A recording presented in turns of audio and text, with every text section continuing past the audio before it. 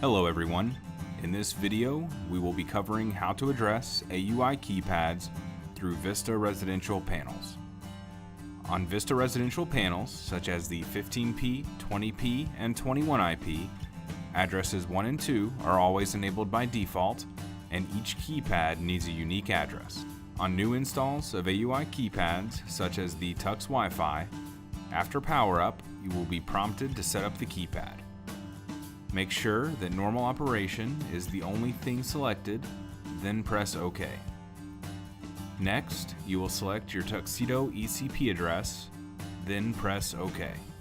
For existing installs, press Tools, System, CS Setup, then enter in the installer code of the panel. If you have an ECP error displayed, use code 4140 instead. Select ECP address, set your address, then press Apply. That's all for this video. Thanks for watching.